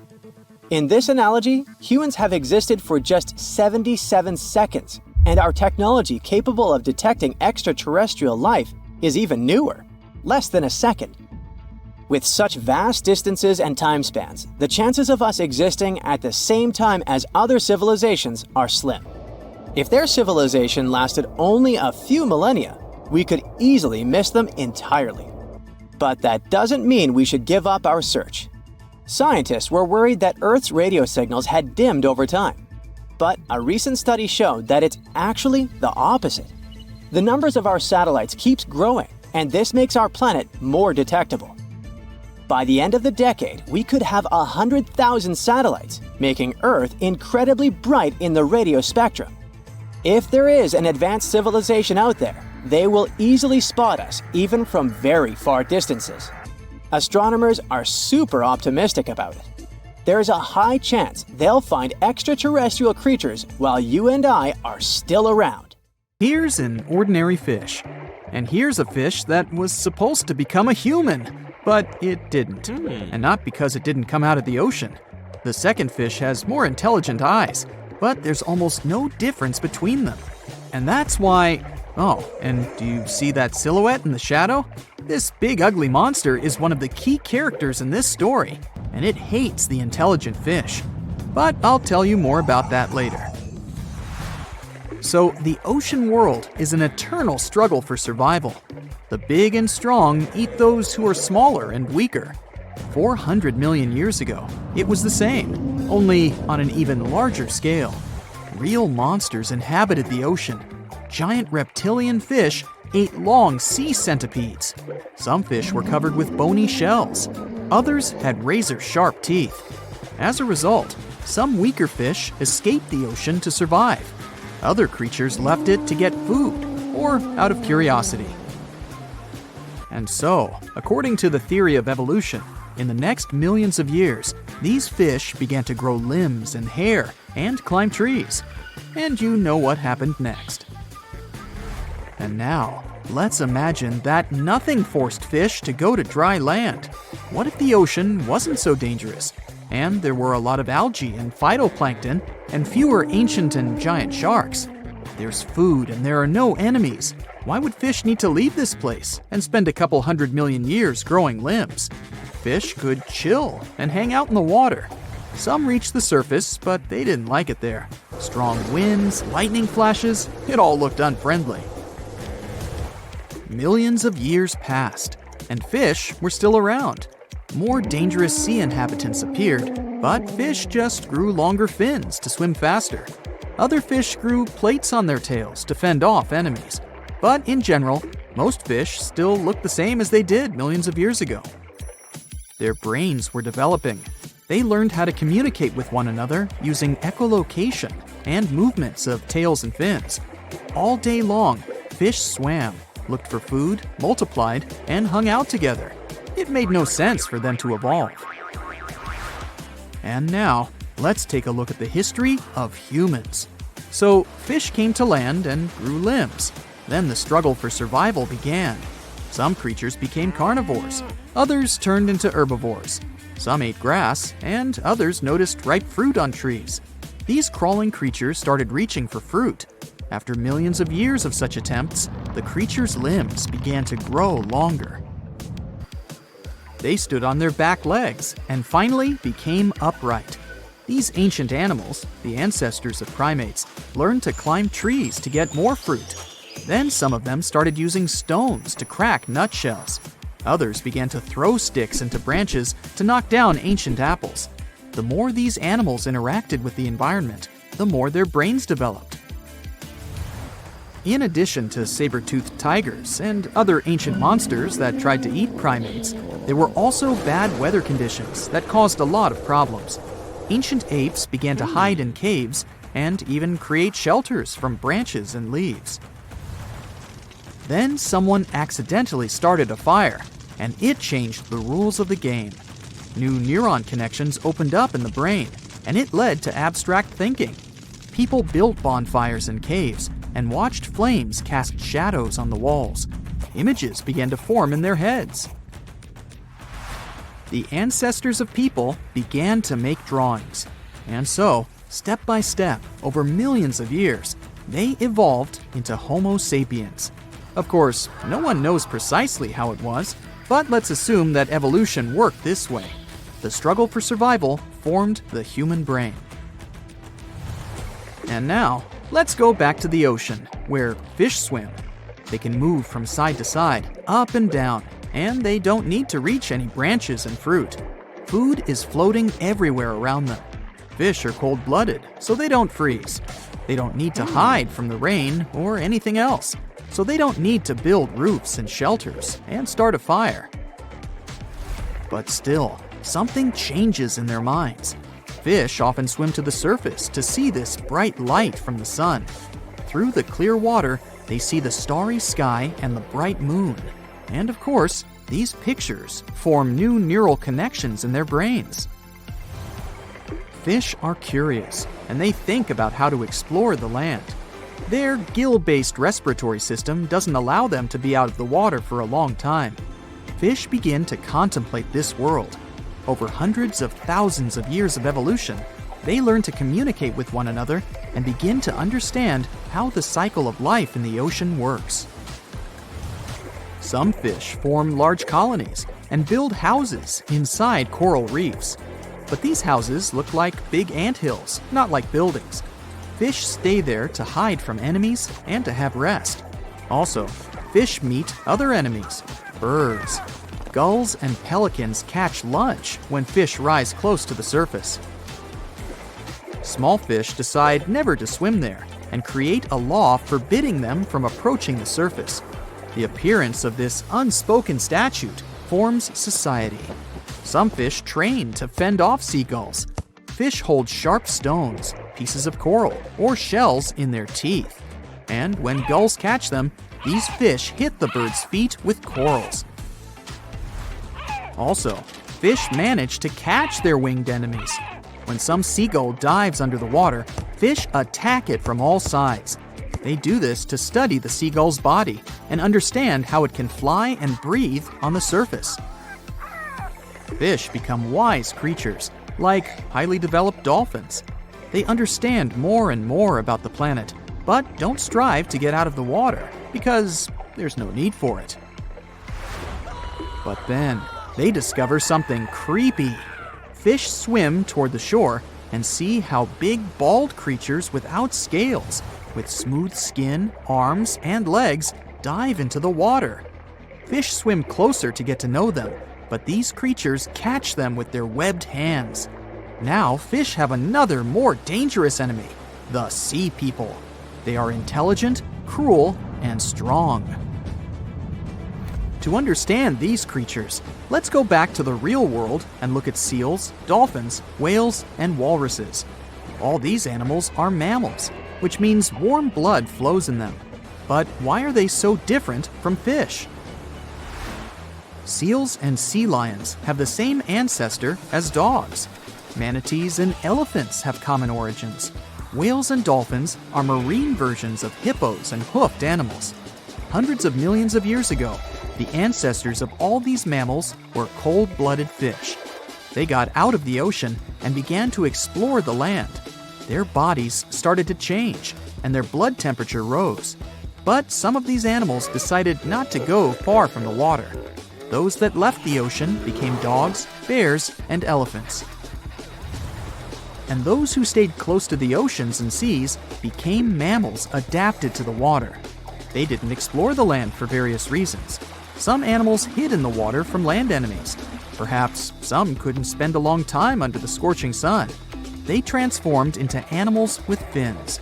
They don't have gills, but can hold their breath underwater for a few minutes. And now, imagine if primates living in trees moved to the shore. Their skin would lose its fur, webbing would grow on their fingers, and their whole body would get covered with a thick layer of fat. They would develop intelligence and become sea people.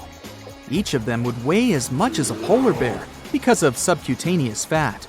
The fact is that all marine mammals need a lot of fat to protect their body from the cold. A large amount of fat makes them mobile and fast in the water. Now, intelligent, peaceful fish have to fight with cruel sea people. But who will win in this conflict? I think we need another video to find out. Strange and amazing items are discovered often, but figuring out what our ancestors were up to is pretty tough. Especially when all you have are just some rusty cups and cave drawings. It's no surprise that even the experts in lab coats sometimes make mistakes. But it's not just about dusty plates and huge stones. Sometimes there's even humans with large heads. So grab your digging tools and let's travel back to ancient times to explore incredible societies that even scientists can't fully explain. Sardinia may look idyllic now, but I'm not gonna lie, I wouldn't fancy visiting it 3,000 years ago. Rumor has it, terrible giants roamed around this island back then. People even talk about finding human skeletons over 13 feet tall there, although nobody's ever shown anything to prove it. But the stories will make you wonder because some weird stuff has definitely happened. In 1974, over 5,000 pieces of broken stone artifacts were found in a part of the island called Monte Prama, but instead of being displayed in a museum, they were locked up in an underground vault for about 30 years. Sounds a bit suspicious, doesn't it?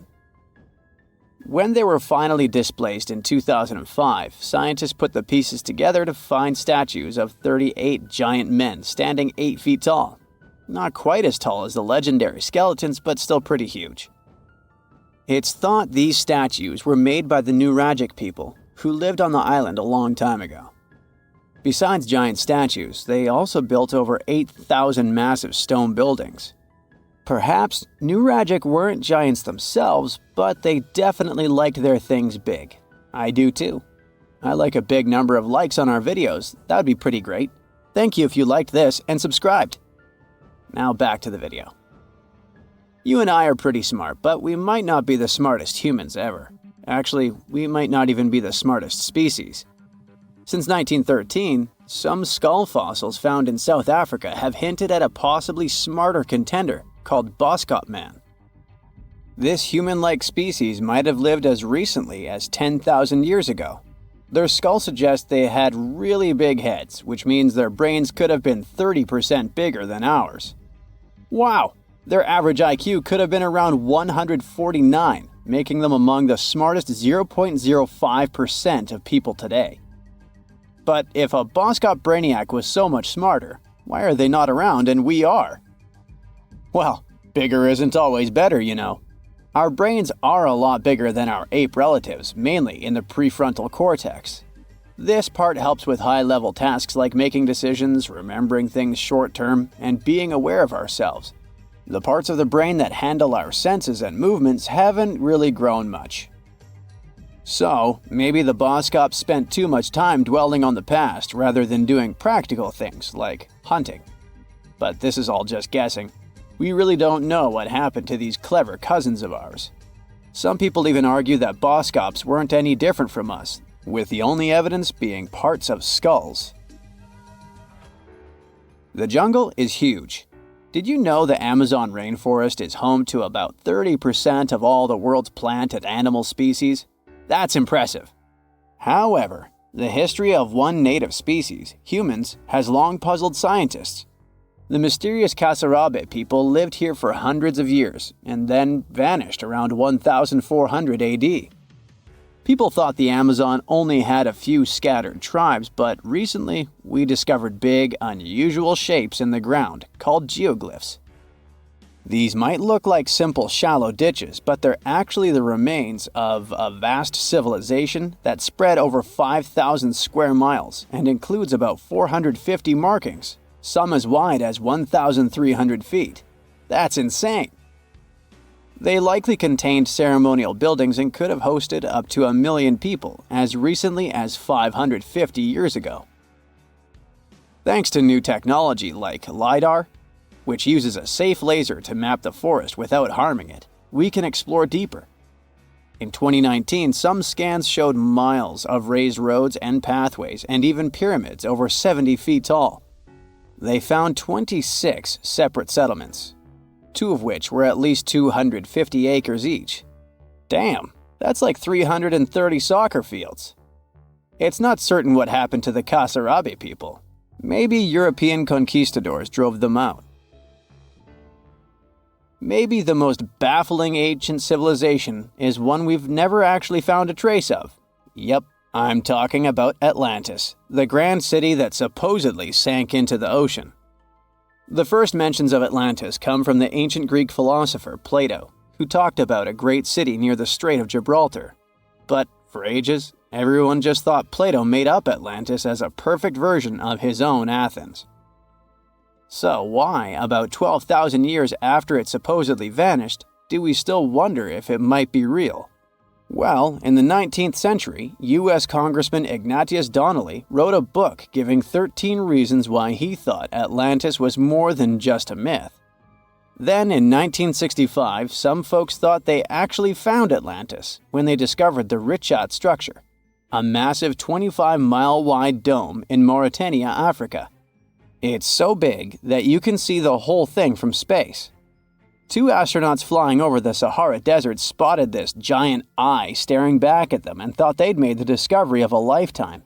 Unfortunately, there's no solid evidence linking this structure to Atlantis. It's believed to have formed from volcanic activity about 100 million years ago. But it does look suspicious, doesn't it? Still, we're no closer to knowing the truth. Imagine going back to about 3,300 BCE and finding yourself in South Asia. Welcome to the Harappan civilization. These people were way ahead of their time. They had cities like Harappa and Mohenjo-Daro, complete with baked brick houses, sophisticated drainage systems, and even public baths.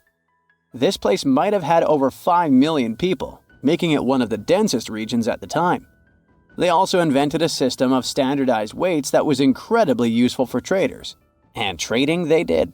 These people had connections stretching all the way to the Middle East, thanks to their great skills in metallurgy. They even had a form of ancient branding. The seals were used to stamp clay on tray goods. Despite being so advanced with a thriving urban life, there's a whole bunch of mystery shrouding their language and script. We've got bits and pieces of their writing, but no one's deciphered them yet, even with all the technology we have today. We also still don't know how exactly their society worked. It looks like they didn't flaunt their social status as much as other civilizations. No grand palaces or massive monuments. Instead, their largest buildings might have been granaries. They sure were practical. Unfortunately, all good things must come to an end. Around 1800 BCE, this bustling civilization started to decline, possibly due to shifts in river patterns. As the environment changed, the Harappans packed up, moving towards more hospitable lands. Ever heard of the Minotaur? The beast with a bull's head and a man's body, hunting the bravest travelers in a massive maze. Well, this wasn't just any old tale. It was one of the most popular dramas of the ancient world, and it was inspired by this place, the island of Crete. The Minoans lived here during the Bronze Age. They had stunning palaces, amazing frescoes, and a culture so rich it still fascinates historians to this day. They built places like Knossos, which was so complex with its multi-story buildings and elaborate hallways that it might have inspired the whole labyrinth myth. Their engineering was so ahead of its time that even their drainage systems were more advanced than what many of us have today. Let me know in the comments which of these stories you find the most fascinating, and thanks for watching. A comfortable abode with a gorgeous view of the Mediterranean Sea will serve as a perfect rain shelter. Well, this is what a real estate advertisement might have looked like for Neanderthals 100,000 years ago. Welcome to the weird and wonderful caves you could live in, or not. Of course, back then, neither real estate and advertising had been invented yet. Never mind the fact that Neanderthals couldn't build houses and often lived in caves. Yet, one of those caves looks an awful lot like a residential building. It's situated inside a high limestone cape called the Rock of Gibraltar. If the Neanderthals had had an economy, the caves inside this rock would have cost a bundle. Navigators discovered it in 1907. They just spotted a big hole inside the fortified rock. For many years, scientists have studied this place and found some traces of Neanderthals. They discovered ancient tools in the cave and bones of old animals. But the coolest thing was, they found 4 caves inside the rock. It was like a residential complex. Neanderthals lived alongside neighbors and helped each other hunt and fish. They created feather decorations and painted abstract drawings on the walls. Imagine our ancient predecessors hanging out in these caves 100,000 years ago. And now, scientists hang out there and study the primeval past of Neanderthals in detail. At the end of 2021, archaeologists uncovered a gap inside one of the caves leading to an unknown tunnel. They crawled through this hole and opened a new space under the cave roof. This place has been closed off from the outside world for over 40,000 years. And it seems it was one of the most prestigious apartments in the entire mountain complex. It has high ceilings with ancient stalactites. The ruined stone curtains divided the apartment into several rooms. Scientists also found the remains of ancient animals and scratches on the walls. It seems that Neanderthals had never lived here, but they used to visit this place. Archaeologists found the shell of a sea snail called dog whelk. One of the Neanderthals brought it here for some reason, but the primary owners of this place were hyenas. These caves show that Neanderthals were closer to humans than to monkeys. They had a way of life and even some customs. There's still a lot of work ahead, and scientists hope to find new rooms inside this rock. Meanwhile, in 2003, archaeologists discovered another early dwelling on the Isle of Flores in Indonesia. Among the green jungle, they found a cave with ancient tools. At first, everyone thought the human ancestors lived here, but then scientists discovered an unusual skeleton of an adult. A thorough analysis showed the skeleton belonged to a 30-year-old woman, 3.5 feet tall, just above the waist of an average adult. The woman's weight was equal to the weight of an adult shepherd. The skeleton didn't belong to Neanderthals or Australopithecines. It was a new unknown species, which scientists called Homo floresiensis, or simply the hobbit. Also, there were remains of unusual ancient animals in the cave. It was an elephant the size of a cow, some large storks, and giant rats. Archaeologists have found out that hobbits were not the owners of this place. The main inhabitants were the rats the size of a cat. Maybe they were fighting the hobbits. Some analysis shows that Homo floresiensis wasn't our direct ancestor. They were in a separate branch of evolution. The hobbit skeleton looks more like that of a monkey than of modern humans. In 2009, in the dense jungle of Vietnam, archaeologists discovered Sundong, the largest cave in the world. If you go inside the cave and shout, you'll hear your echo a long time. In some places, the height of this cave reaches half the height of the Empire State Building, and the total area is larger than one central block of New York. Sundong is one of the 3 caves in the Vietnamese jungle. Many intricate mazes connect these caves. Inside, you can find unique plants and trees that live separately from the outside world. It's a real underground jungle. In some places, you can find collapsed ceilings that let the sunlight in. Besides unusual trees and plants, ancient stalactites hang there. Some limestone deposits are more than 450 million years old. They were here even before dinosaurs appeared. There are also many rivers in the cave. Rainwater coming down from holes in the ceiling has formed them. Fast streams resemble slides in a water park. They lead to unknown underground labyrinths. Scientists have studied only a small part of all these caves. The next unusual cave is in New Zealand. Hundreds of thousands of fireflies live inside. Each of them glows with a blue light. Together, they light up the cave. It may seem to you that you're on another planet, but you can't stay there for a long time. Special air measuring devices are everywhere. Scientists monitor the level of carbon dioxide necessary for the normal existence of fireflies. These insects are sensitive to the environment. If there are many people in the cave, or they stay there too long, the park staff will ask them to leave the place. It's like you're literally stealing oxygen from the fireflies. We've seen some pretty amazing caves so far, but how about a scary one? We're going to the desert of Yemen's Al-Mara province. What we're looking for is not a cave, it's just a black hole in the ground, right in the middle of the desert. It's big, the size of a basketball court. It's not its size that could scare you, but what's inside. Scientists are still not sure what it is.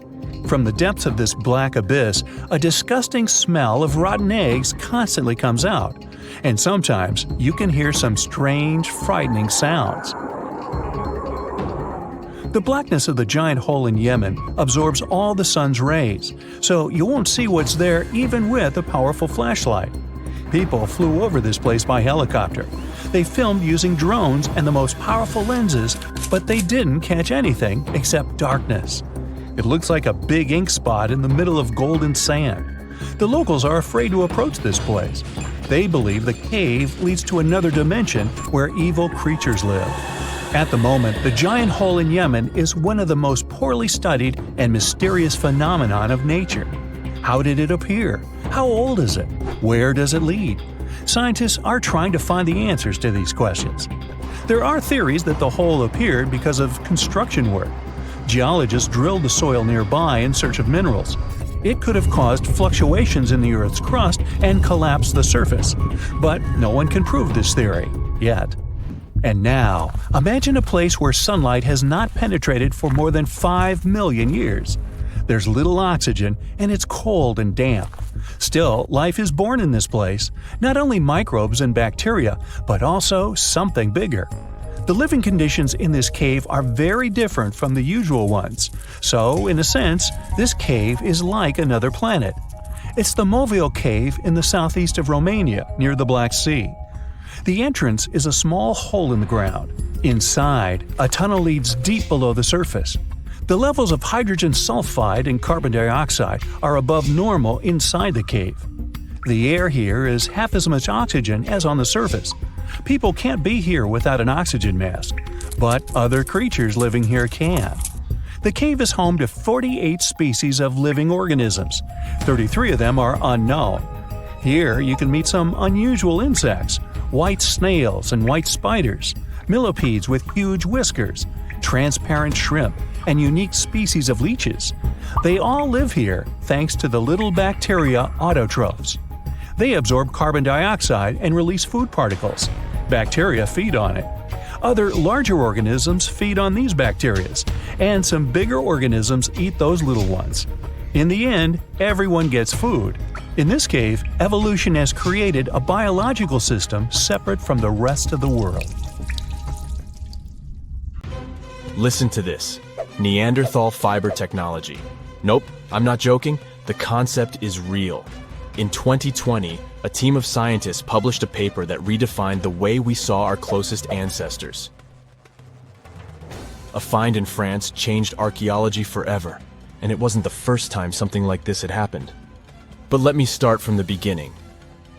Neanderthals.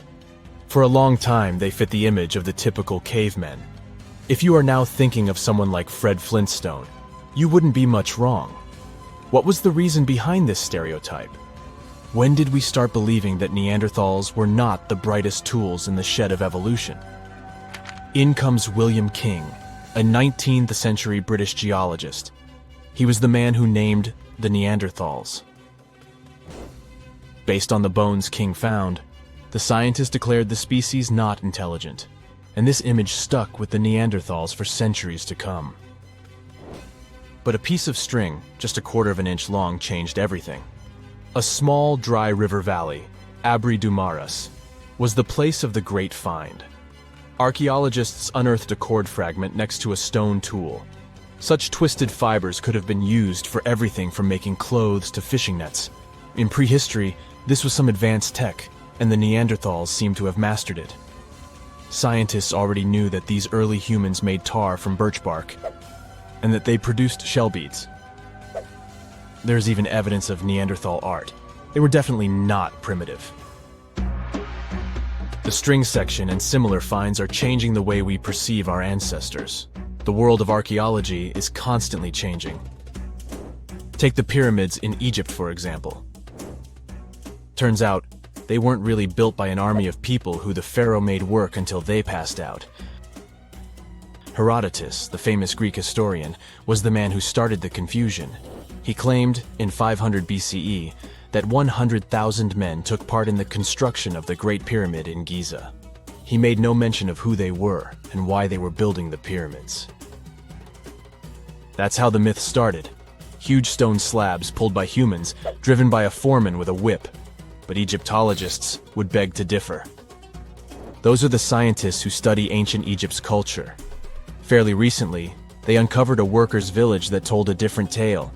Yes, there was evidence of hard work on the workers' bones, but the construction industry is demanding even today. It took almost 6 years for 12,000 workers to complete the world's tallest building, Burj Khalifa. Back in Egypt, 3 times more workers finished the Great Pyramid in around 2 decades. An impressive feat of ancient engineering, wouldn't you agree? Superiors looked well after the Egyptians who built the pyramids. Their diet was rich in protein. They had medical care and they got paid properly. In fact, they lived better than the non-working population. And they lived with their families near the construction site. Archaeologists know all this because they unearthed bakeries and dormitories with bread jars and other goodies. Looks like the pharaohs were okay employers after all, and the job market wasn't that terrible. They also kept detailed papyrus records of the build and hieroglyphs. You and I wouldn't stand a chance of reading these letters that resemble images. Egyptologists had the same problem. For over a millennium, no one had used this type of font. And it's not like there was an English ancient Egyptian dictionary you could open and find meanings of words. But all this changed in 1822. A couple of decades before, the French found a broken slab of black granite. The stone contained one text in 3 scripts: Ancient Greek, Egyptian hieroglyphs, and Demotic. The last one was also the Egyptian language, but in a simplified script. Scientists dated it back to 196 BCE. The content is a religious proclamation. A French philologist and Orientalist, Jean-François Champollion, was the first one to crack the code. You see, people haven't forgotten ancient Greek letters. The Frenchman successfully matched the Greek letters with the ones in the Egyptian script. And voila, we were finally able to read hieroglyphs. The name of the piece of granite that made it all possible was the Rosetta Stone. The importance of its discovery went beyond archaeology. The word Rosetta Stone even entered the English dictionary. It represents a discovery that helps people understand an enigma that has been puzzling them for a long time. There are similar games. A symbol is attached to a particular message. Then you have to decode the message by replacing the symbol with a corresponding letter. In a nutshell, this is what scientists did with the Rosetta Stone more than 2 centuries ago. Do you know what is the oldest deciphered language in Europe? It has an unattractive name, Linear B. The script belongs to the Mycenaean Greek language. It predates the ancient Greek alphabet by several centuries. You can easily guess which script it is descended from. Linear A. The people from Crete used Linear B more than 1,000 years ago. During the Late Bronze Age, the Greek civilization that used the script vanished. There was no one who could read Linear B, and more importantly, no one knew it existed in the first place. This was about to change during the first years of the 20th century. A British archaeologist by the name of Sir Arthur Evans excavated a vast palace complex at Knossos, Crete, Greece.